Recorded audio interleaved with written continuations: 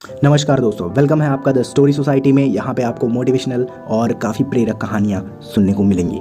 तो आप ज़रूर हमारे चैनल को सपोर्ट करिए जिससे हम और भी अच्छे से वीडियोस बनाएं। ठीक है, तो चलिए स्टार्ट करते हैं। हम चला रहे हैं सिंहासन बत्तीसी की 8वीं कहानी। बाकी 7 कहानी हो चुकी है, तो आप ये कहानी सुनिए। और अगर आप इस चैनल पर नए हैं तो प्लीज़ पुरानी कहानियाँ ज़रूर सुनिए, जिससे आपको बहुत ही अच्छा लगेगा, तो आपको मज़ा भी आएगा सुनने में। ठीक है, चलिए शुरू करते हैं। 8वें दिन राजा भोज पुनः दरबार में सिंहासन पर बैठने के लिए पहुंचे। तभी 32वीं पुतलियों में से एक 8वीं पुतली पुष्पवती जागृत हो गई और बोली, ठहरो राजन, कभी तुम इस सिंहासन पर बैठने के योग्य नहीं हो। अगर तुम मानते हो कि तुम भी राजा विक्रमादित्य की तरह महान हो तो अवश्य बैठ सकते हो, पर पहले अपना आत्ममूल्यांकन करो। सुनो, मैं तुम्हें राजा विक्रमादित्य की कथा सुनाती हूँ। एक दिन राजा विक्रमादित्य के दरबार में एक बढ़ई आया। उसने राजा को काठ का एक घोड़ा दिया और कहा, यह न कुछ खाता है न कुछ पीता है, जहाँ चाहो वहाँ ले जाता है। राजा ने उसी समय दीवान को बुलाकर 1 लाख रुपया उसे देने को कहा। दीवान बोला, यह तो काठ का है और इतने दाम का नहीं है। राजा ने गुस्से से कहा, 2 लाख रुपए दो। दीवान चुप रह गया। रुपए दे दिए। रुपए लेकर बढ़ई चलता बना, पर चलते चलते वह कह गया कि इस घोड़े में एड़ लगाना, कोड़ा मत मारना। एक दिन राजा ने उस पर सवारी की, पर वह बढ़ई की बात भूल गए और घोड़े पर कोड़ा मार दिया।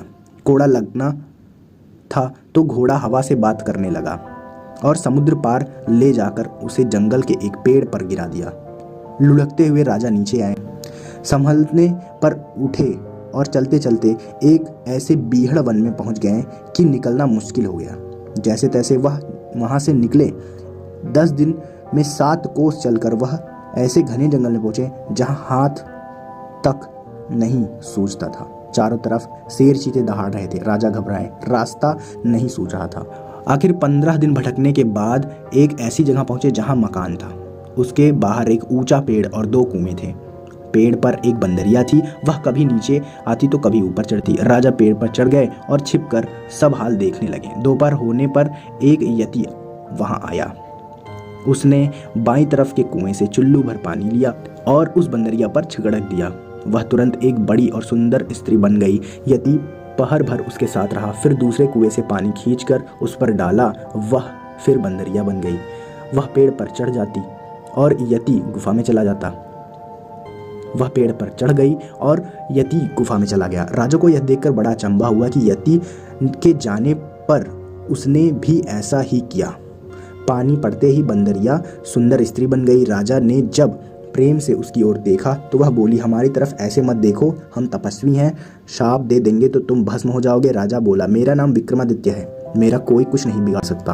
राजा का नाम सुनते ही वह उनके चरणों में गिर पड़ी। बोली, हे महाराज, तुम अभी यहाँ से चले जाओ, नहीं तो यति आएगा तो हम दोनों को शाप दे देगा और भस्म भी कर देगा। राजा ने पूछा, तुम कौन हो और इस यति के हाथ कैसे पड़ी? वह बोली, मेरे पिता कामदेव और माँ पुष्पावती हैं। जब मैं 12 वर्ष की हुई तो मेरे माँ बाप मुझे एक काम करने को कहा, मैंने उसे नहीं किया। इस पर उन्होंने गुस्सा होकर मुझे इस यति को दे डाला। वह मुझे यहाँ ले आए और बंदरिया बनाकर रखा है। सच है, भाग्य के लिखे को कोई मिटा नहीं सकता। राजा ने कहा, मैं तुम्हें साथ ले चलूंगा। इतना कहकर वह दूसरे कुएं का पानी छिड़क कर उसे बंदरिया बना दिया। अगले दिन वह यति आया। जब उसने बंदरिया को स्त्री बना लिया तो वह बोली, मुझे कुछ प्रसाद दो।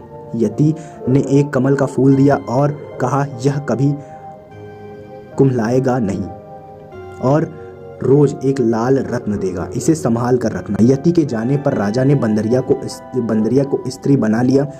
फिर अपने वीर बेतालों को बुलाया। वे आए और तख्त पर बिठाकर उन दोनों को ले चले। रास्ते में यति का दिया लाल रत्न उलगने वाला फूल राजा ने एक सुंदर खेलते हुए बालक को दे दिया। बालक फूल लेकर घर चला गया। राजा स्त्री को साथ लेकर अपने महल आ गए।